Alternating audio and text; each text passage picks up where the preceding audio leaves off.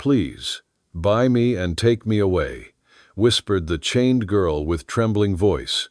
The sun hung mercilessly in the cloudless sky, casting long shadows across the dusty expanse of the Arizona Territory. It was a cruel afternoon in the year 1886, a time when the last echoes of the Apache Wars had faded to a whisper, and the small, desperate towns clung to life like dying embers in the unforgiving landscape. To the west, the red rock mesas rose like ancient sentinels against the horizon, their peaks shrouded in a haze that might have been dust or the memory of forgotten battles. My worn boots kicked up small clouds with each step, the red dirt staining the leather and settling on my faded buckskin jacket. At 65, I carried myself with the quiet weariness of a man who'd seen too much of this land's cruelty to be surprised by it. The lines on my face were etched by the desert sun, and a lifetime of squinting at horizons that held more ghosts than promise. Once a guide, a hunter,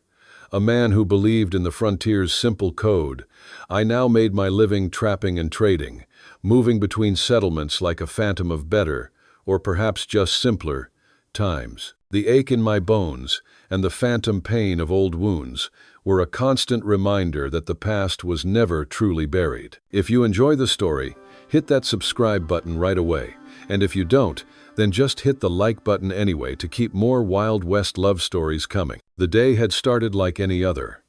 The morning mist had clung to the canyons, and the silence, as always, felt heavier than the weight of a saddle. I'd set my traps for rabbits and coyote in the foothills of the Chiricahua Mountains, a place where the Apache once made their stand, and where a man could still feel the echoes of their passing. The memory was a constant companion, a ghost that rode on my shoulder, a young woman with eyes as dark as the desert night, a boy with a laugh like a bubbling stream. They weren't my blood, but they were my family. A family I had failed to protect in the bloody chaos of the Apache campaigns. That failure was a wound that never healed, a reason I chose this lonely, isolated existence. It was mid-afternoon when the first sound broke the silence, the distant thud of hooves on hardpan, followed by the muffled shouts of men. It wasn't the sound of a patrol or a hunting party. It was the frantic, panicked rhythm of a chase. My instincts, honed by decades of survival, told me to melt into the shadows, to mind my own business. My business was with the ghosts of the past, not the living sins of the present.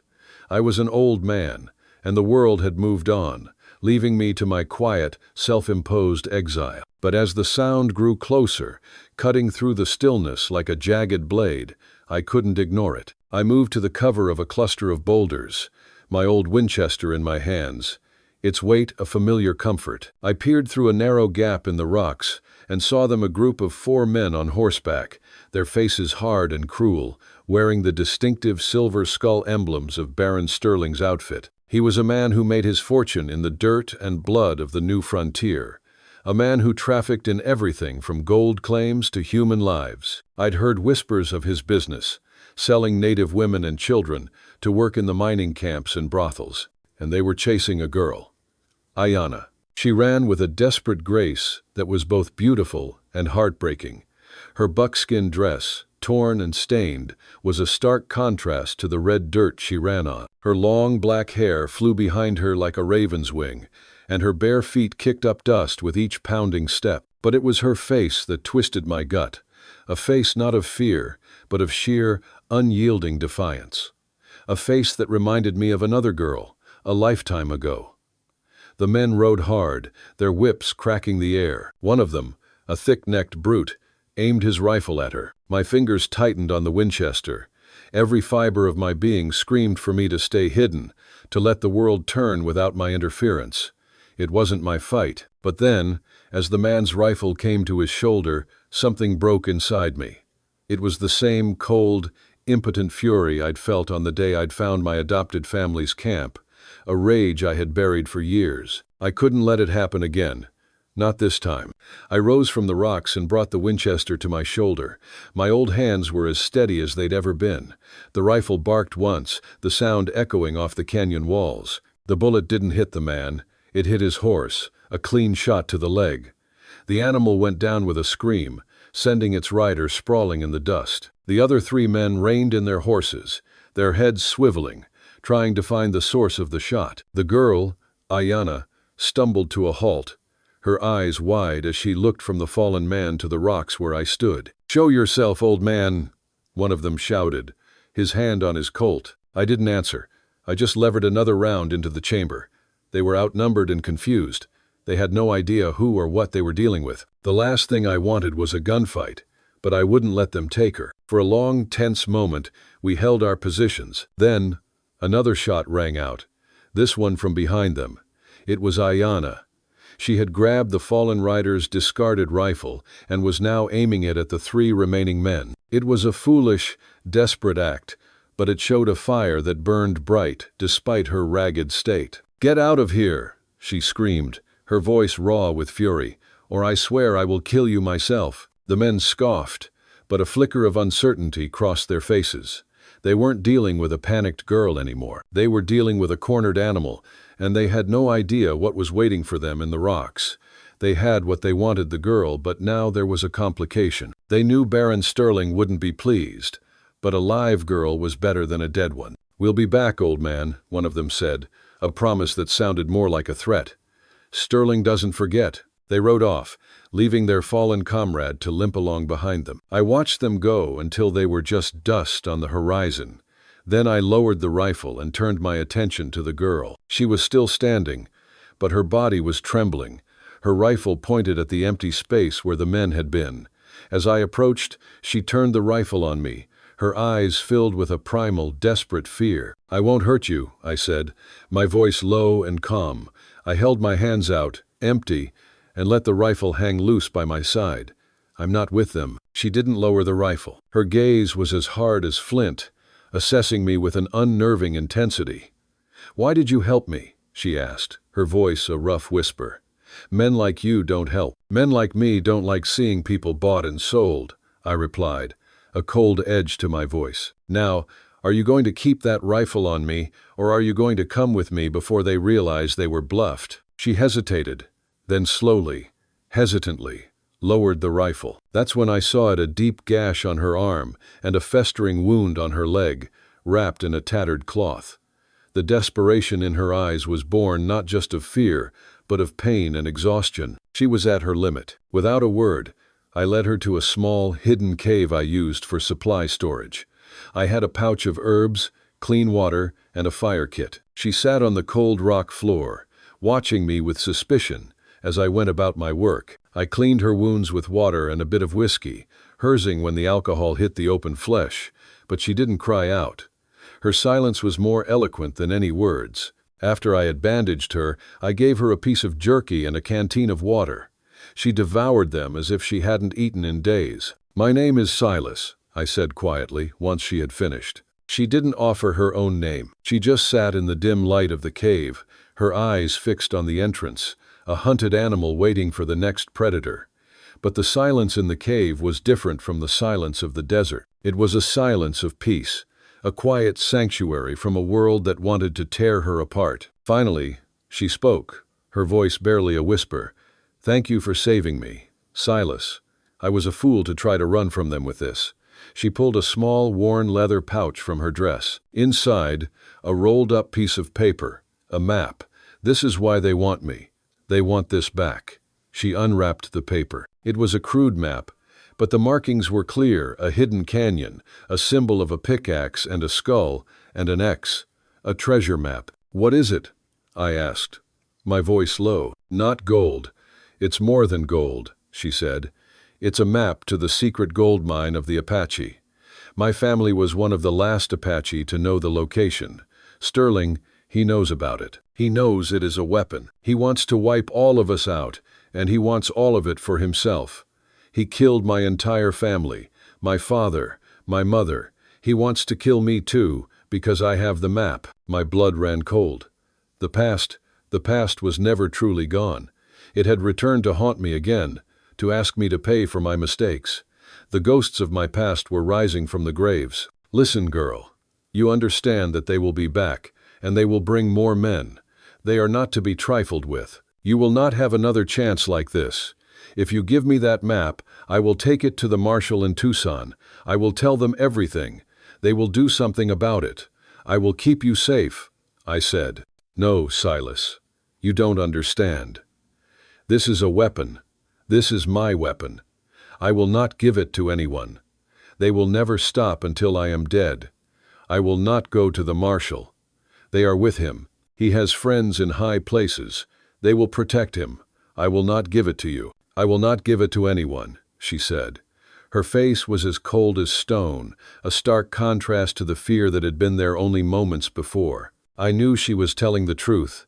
I knew what kind of man Sterling was, and I knew what kind of world we were living in. I knew that the past would never truly die. I looked at the young woman in front of me, at the stubborn defiance in her eyes, and I knew that our destinies were now inextricably linked. "You don't trust me, do you?" I asked. "No, Silas, I don't. I don't trust anyone," she replied. "I know," I said. I looked at her, at the raw courage in her eyes, and a decision formed in my mind. A decision that went against everything I had believed in, everything I had lived by for the last 2 decades. "Then we'll do it my way," I said, looking out at the sun setting over the desert, painting the sky in shades of orange and crimson. "We ride at first light. We'll find a way out of this together." Her eyes widened slightly, a flicker of surprise, and a hint of something else, hope sparking in their depths. "You don't have to do this," she said. "I know," I replied. "But I must. Because if I don't, I will be haunted forever." She didn't say anything else. She simply nodded.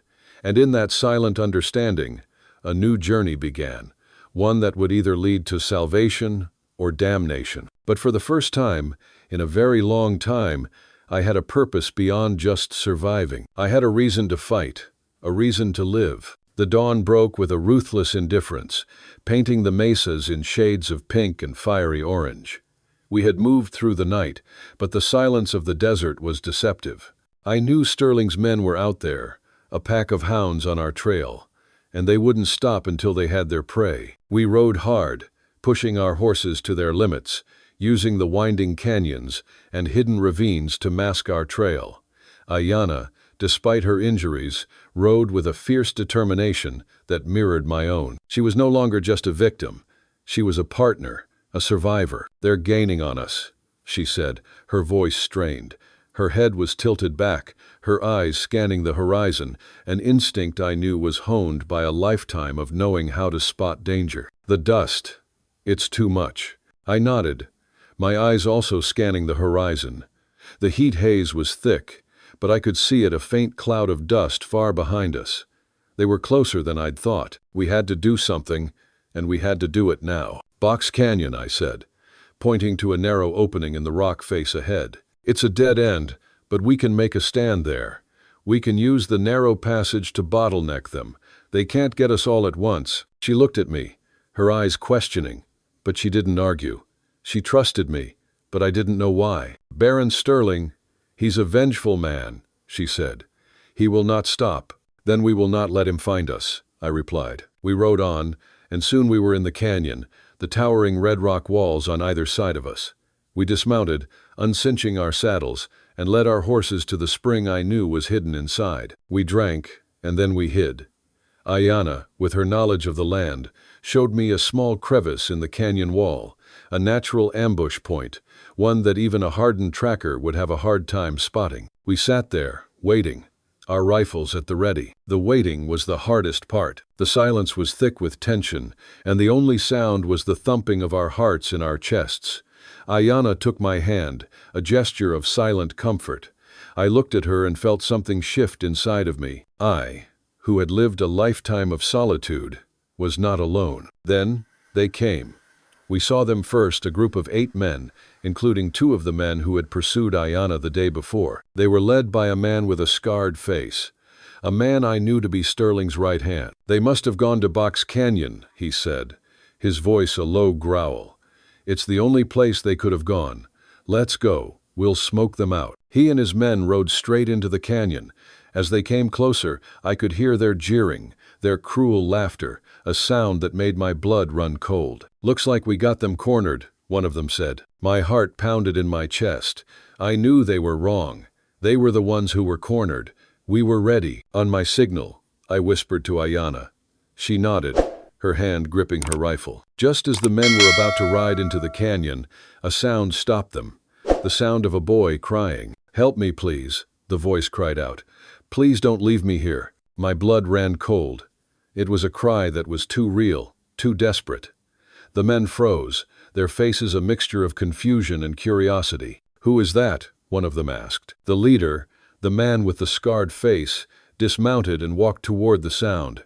He looked around, his eyes scanning the rocks in the canyons. And then he saw him, a young boy, no older than 12, tied to a cactus, his face streaked with tears and dirt. He was a Navajo boy, his eyes wide with a fear that I knew was not faked. Please, the boy said. My father. My father told me to find a man with a scar on his face. He said he would help me. The leader's eyes narrowed. He looked around again, his face a mask of suspicion. It's a trick, one of his men said. Don't trust him. He's a damn kid, the leader snarled. He ain't a trick. He's just a damn kid. Just get him, and let's go. Ayanna looked at me, her eyes filled with a desperate plea. Silas, we have to help him. We can't leave him there. My heart was in my throat. I knew this was a trap. Sterling was a master of manipulation, but how could I ignore the cry of a child? How could I leave him to his fate? The ghosts of my past were screaming in my ears. The ghost of a boy that I could not save. Silas, Ayanna pleaded. Please. I know it's a trap, Ayanna. I know it, I said. But we can't leave him. I looked at her, at the hope in her eyes, and I made a decision. It was a decision that would likely get us killed, but it was a decision that I knew I had to make. When I fire, you go for the boy, I said. You get him, and you run. You don't stop until you're safe. What about you? She asked. I'll hold them off. Now go, I commanded. She nodded, her face grim. I raised my rifle and took aim. I didn't aim at the man with the scarred face. I aimed at his horse. I knew they wouldn't hurt the boy. They wouldn't want the boy to be killed. I fired, and the sound echoed through the canyon. The horse went down, and the men scattered, their guns at the ready. I fired again and again, keeping them pinned down. And Ayanna, she ran. She ran like a warrior, using the rocks for cover, her movements a blur. She reached the boy, cut his bonds, and pulled him to his feet. Run, she yelled. Run now. The boy, he didn't run. He just stood there, his eyes wide with fear. Ayanna grabbed him, pulled him to her chest, and started to run. She was going to run, and I was going to hold them off. I was going to die. I knew it. Then, a voice cried out from behind me, a voice that was both a cry of triumph and of pain. Silas! It was the leader, and he was running toward me, his gun aimed at my chest. He had a look of victory on his face, but it was too soon. It was too soon for him to celebrate. I fired my last round. It wasn't enough. He was still standing. I was going to die. But then, a cry came from the mouth of the canyon, a war cry that was both ancient and modern. It was a group of Native American warriors, their faces painted for battle, their guns at the ready. They were led by an old man, a man with a face like a storm. He was the same man who had been tied to the cactus. He was a medicine man, a shaman. Silas, he called out, you have done well. You have proven yourself. We will help you now. The man with the scarred face, he didn't even have a chance to react. The Native American warriors descended on him, their guns blazing. He fell, his body riddled with bullets, his face a mask of shock and pain. The rest of the men, they didn't even try to fight. They just turned and ran, their horses a blur in the distance. The old man, the shaman, he walked toward me. He looked at me, and his eyes were filled with a strange mixture of admiration and sorrow. He didn't say anything. He just looked at me, and I knew what he was thinking. I knew that my life was now tied to his people. You are not a man of this world, Silas. You are a man of the old world. You have a good heart. We will help you now. And with that, he touched my forehead. I felt a surge of energy, a warmth that I had not felt in years. The pain in my body, it was gone. My wounds were healed. I looked at Ayanna, and she was looking at me, her eyes filled with tears. "You have a good heart, Silas," she said. "You have a good heart." I had saved the boy, and in doing so, I had saved myself. I had found a new purpose, a new life. If you like Wild West love stories or Wild West stories, drop a bunch of 1 second and your place in the comments for the Wild West Love channel. Tell me where you're listening from, so I don't feel so alone out here. The medicine man, whose name I learned was Dakota, led us out of the canyon and into a small, hidden village nestled in the Red Rock Mesas. It was a place untouched by the white man's world, a sanctuary where ancient traditions still thrived. The people welcomed us with a quiet reverence, their faces a mixture of gratitude and curiosity. I was a man of the white world, but I had proven my worth in a way they understood through action, not words. Ayanna was taken to the shaman's hut, where she was treated for her injuries. I was given a place to rest, a small, quiet hut where I could finally let my guard down. But I couldn't rest. My mind was still reeling from the events of the day. The encounter in the canyon, the boy, Dakota and his people. I had walked into a trap, and I had been saved by a miracle. I had found a people that I thought no longer existed. Ayanna had found her people, and I had found a purpose. Dakota came to my hut later that night. He sat in silence, looking at me with those ancient eyes that seemed to see into my very soul. "You are not a man of this time, Silas," he said, his voice a low rumble. "Your heart is from the old world. You did not abandon the boy. You did not abandon your people. You chose to fight for what is right." "I failed my people, Dakota, the ones I tried to save. A long time ago, a whole family, a whole village. I failed them. I don't know why, but I failed," I replied. "The past is a river, Silas," he said. "It flows on, but you do not have to drown in it. You can choose to swim to shore. You chose to swim. Now you are here, and you will be here to save Ayanna's people too." I knew he was right. I had been given a second chance, a chance to right the wrongs of the past. I had to face my past to move on. I had to face Sterling. "I have to go after him," I said. "He won't stop. Not until we're dead." Dakota nodded. "He will not. He is a man of darkness, a man of greed. You are a man of the light, a man of honor. But you cannot fight him alone. You need help. You need an army." "I don't have an army, Dakota," I replied. "You have the people who were wronged by him," he said. "You have the people who were stolen from, the people whose land was taken, the people whose families were killed. You have the people who want justice. You have the people that will rise up when they know that they can win. You must go to them." The next day, Ayanna came to me. She was dressed in the traditional clothes of her people, her face no longer filled with the terror of a hunted animal, but with the quiet strength of a woman who had found her home. "My people have healed me, Silas," she said. "Now I want to help you. I want to help you find justice. I will not go back to hiding. I will not be a victim anymore. I will not let my people suffer anymore. You shouldn't be a part of this, Ayanna. It's too dangerous." "I don't want to lose you," I said. "You already saved me once, Silas," she said. "Now let me help you. My people, they will help us too. We will fight for what is right. We will not be afraid anymore. We will not let him win. I am not a little girl anymore, Silas. I am a warrior. I am a woman who will fight for her people, and for the man who saved her." I looked at her, at the fire in her eyes, and I knew that she was right. I couldn't fight Sterling alone. I needed an army, and I had a good start. I had a woman who was a warrior. I had a medicine man who was a spiritual leader. I had a whole village who was ready to fight. "All right, Ayanna," I said. "We will do this together. But first, we must find help in the white world. We must find the law." "The law?" "Silas, you know the law is a friend of Sterling," she said. "Not all of them, not the judge.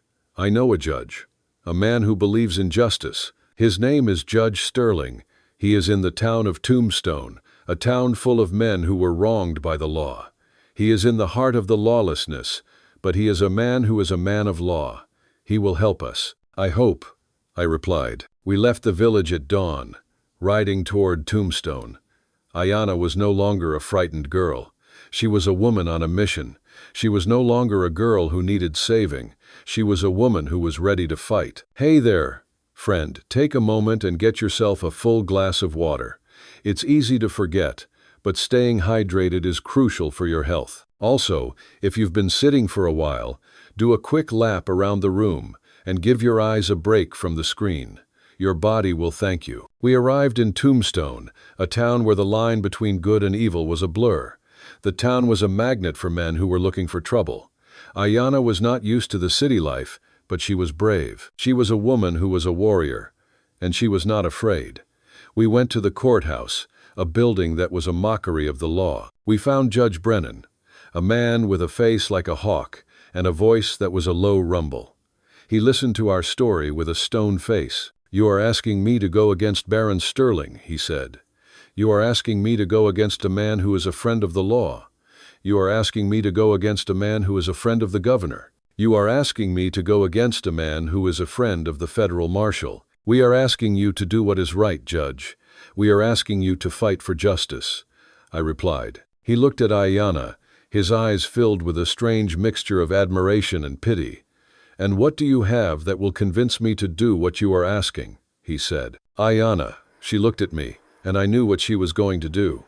She took out the map that was the reason she was being hunted, the map that was the reason her family was killed. She put it on the table. This is a map to the secret gold mine of the Apache, she said. Baron Sterling wants it. He will stop at nothing to get it. He has killed for it. He has gone against his people for it. He wants to wipe us all out. But if you help us, we will give you the map, and you will bring him to justice, and you will show that the law is not a friend of the wicked. You will show that the law is a friend of the just. Lo, the judge looked at the map, his eyes wide with surprise. He looked at me, then at Ayanna. He looked at her with a look of awe and respect. He was a man of the law, and he was a man of justice. I will help you, he said. I will fight for you. I will not let a man like Baron Sterling go unpunished. I will not let a woman like you suffer for nothing. I will help you find justice. The judge's promise was the first domino to fall. News of the impending showdown spread through the territory like wildfire. I had been a ghost, a relic of a bygone era, but now I was a symbol. Ayanna was no longer just a hunted girl. She was a beacon of hope, a living testament to what a man could stand for. The people, those who had suffered in silence under Sterling's brutal reign, began to rally to our cause. Farmers whose land had been stolen, miners who had been cheated, families who had lost loved ones, they all found their way to us. We met at the old Martinez Ranch, a place abandoned and forgotten. It became our headquarters, a sanctuary where we trained, planned, and prepared for the coming war. It was a motley crew. Not an army of seasoned fighters, but an assembly of souls broken by injustice, and now ready to reclaim their dignity. Judge Brennan, with his solemn dignity, helped us organize, turning a mob into a cohesive force. He taught them the law, the right to defend themselves, the parameters of a legal reckoning. We are not an army of vengeance, he said, his voice echoing in the dry desert air. We are an army of justice. We will not take a life unless it is absolutely necessary. We will not let hate rule our hearts. We will not become the very thing we despise. Oh, Ayanna was a natural leader, her quiet strength inspiring confidence. She taught the men how to use the land, how to move silently, how to survive on what the desert offered. She taught them to look at the land not as a resource to be plundered, but as a living thing to be respected. I taught them how to fight, how to shoot, how to use cover, how to survive a gunfight. Sterling is a predator, I said, my voice low and hard. He preys on the weak, but now we are not weak. We are strong. We are a force to be reckoned with. We will not let him win. We will not let him get away with what he has done. The day of the reckoning was set. It was to be a showdown, not in the back alleys of some forgotten town, but in the heart of Sterling's fortress, his hacienda, a place he called his kingdom. He was a man who believed in his own invincibility, a man who thought he could not be touched. But he was wrong. We were going to show him that he was wrong. I will go with you, Silas, Ayanna said. I will not let you go alone. I will be your shield. I will be your sword. No, Ayanna. It's too dangerous. I don't want to lose you. You have to stay here, with your people, I replied. Silas, I will not let you go alone. We have come this far together. We have been a team. We have been a family. I will not let you go alone. I will fight with you. I will die with you, she said. I will not let you die, Ayanna, I said, my voice filled with emotion. I will not let you die. She smiled, a sad, beautiful smile. And I will not let you die. We will live, and we will be together. We rode at dawn, a small army of men, our faces grim, our hearts filled with a fierce determination. We were not looking for a fight. We were looking for a reckoning. We were looking for justice. When we arrived at the hacienda, Sterling was ready for us. He stood on the porch, flanked by his men, a look of arrogant amusement on his face. He didn't have a weapon in his hand. He was a man who believed in his own power, a man who believed that he was above the law. Well, well, well, he said, his voice a mocking drawl. Look what the cat dragged in. An old man, a squaw, and a mob of farmers. You think you can stop me, Silas? You think you can take me on? I'm not here to take you on, Sterling. I'm here to give you a choice. You can surrender, and you will face justice, or you will die, I replied. Justice? You speak of justice to me?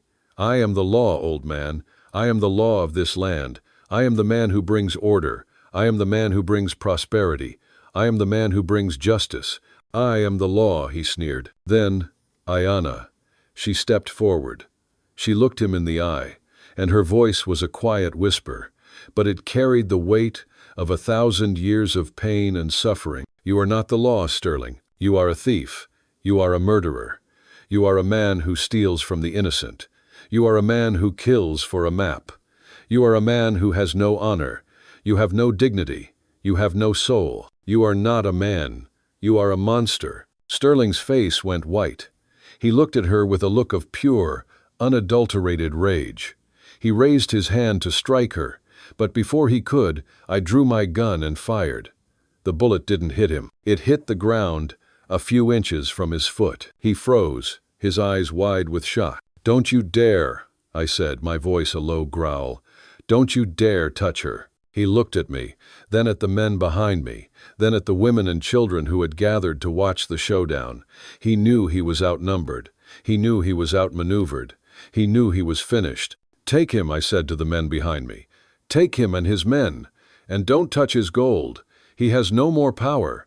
He has no more dignity. He has no more friends. Oh, the men, they swarmed him. They took him and his men. They disarmed them. They tied them up, and they took them to the jail. They took them to face justice. You are finished, Sterling, I said. You will never hurt anyone again. He looked at me with a look of pure, unadulterated hatred. I will get out, Silas. I will find you. I will kill you, and I will kill her. I will get my gold. You will never win, he snarled. You have already lost, Sterling, I replied. You have already lost. The gold. It's not even yours. I looked at Ayanna. She looked at me. She smiled. A true smile. A beautiful smile. The kind of smile I had never seen on her face before. The smile of a woman who was finally free. The smile of a woman who was a warrior. If you're watching on TV, don't hesitate. Grab your phone and hit subscribe to my channel so you'll never miss out on our amazing characters. The trial of Baron Sterling was a spectacle. News of his arrest and the rebellion of the people he had wronged traveled far and wide. The courtroom was packed, and the atmosphere was electric. Ayanna, my beautiful warrior, testified with a quiet dignity that belied her past suffering. She recounted Sterling's cruelty, the murder of her family, the years of torment she had endured. Her words were a river of truth that washed away the lies Sterling had built his empire on. He is a man of darkness, she said, her voice clear and strong. A man of greed, a man who has no soul. He deserves to be punished. He deserves to face justice. He deserves to face the truth. I testified too, speaking of the chase through the desert, the gunfight, the way Sterling had used a child as bait. I told the court about the gold mine, about the map that was a weapon and the treasure that was a curse. The trial was long, but justice, in the end, was swift. Sterling was found guilty on all counts: murder, theft, fraud, human trafficking. Judge Brennan sentenced him to hang. The town erupted in cheers, and for the first time in a very long time, I felt a weight lift from my shoulders. The ghosts of the past were finally at peace. After the trial, Ayanna and I walked out of the courtroom. The sun was setting, painting the sky in shades of gold and crimson. We stood there, hand in hand, looking at the horizon. We were free. We had done it. We had fought for justice, and we had won. "What will we do now, Silas?" she asked, her voice a soft whisper. "The gold, what will we do with it?" "We'll give it back to your people, Ayanna. It's not ours. It's a curse. It's a curse that has brought so much pain and suffering. It's a curse that has brought so much death. It's a curse that has brought so much hatred. We will give it back to your people, and we will let them decide what to do with it," I replied. She smiled, a sad, beautiful smile. "Thank you, Silas. Thank you for doing what is right. Thank you for not being like him. Thank you for not being like the men who killed my family. If you've made it this far, I know you're a true fan of WWL. From the bottom of my heart, I wish your day is filled with health and happiness, and may a little stroke of luck find you in the next 15 minutes. Don't forget to share it with me in the comment." We didn't ride into the sunset. We rode toward a new dawn, a new life, a new beginning. We rode back to the old Martinez ranch, the place that had been our sanctuary, the place that had been our home. We sat by the fire, looking at the stars, listening to the silence of the night. "Silas," she said, her voice a whisper, "do you feel it? The freedom? The peace?" "I do, Ayanna. I do," I said. "I have never felt so free. I have never felt so at peace. I have never felt so happy. I have never felt so alive." "Ziu." She rested her head on my shoulder. "I love you, Silas," she said. "I love you more than words can say. You gave me a new life. You gave me a new hope. You gave me a new family." "I love you too, Ayanna," I said, the words rusty from disuse but true. "I love you too, and I want to spend the rest of my life with you. I want to build a life with you. I want to build a family with you. I want to build a future with you." She looked up at me, her eyes filled with tears. "Yes, Silas. Yes, 1,000 times yes." We stayed at the ranch, and we started to build our lives. We didn't need the gold. We didn't need a fortune. We just needed each other. We built a home, a small, humble cabin that was our sanctuary. We raised horses, and we farmed the land. We lived a simple life, a life that was filled with love and peace. The Wild West love story of Silas and Ayanna became a legend. It was a story told around campfires and in saloons, a story of an old cowboy who found a new purpose in life, a story of a Native American girl who found a new home in the heart of a man who was once broken. It was a story of hope, redemption, and a new beginning. It was a story of cowboy love stories that had a happy ending. It was a story of Wild West love that was a miracle. Today's story is about pains that seemed to have no way out until a small ray of light changed everything. Do you believe that, even in the darkest times, there's always a miracle waiting at the end of the road? And if deep down you still believe that God is watching over you, quietly arranging everything, then right now, leave a comment "Amen" below this video. Because who knows, at the very moment you write it, a blessing may quietly find its way into your life.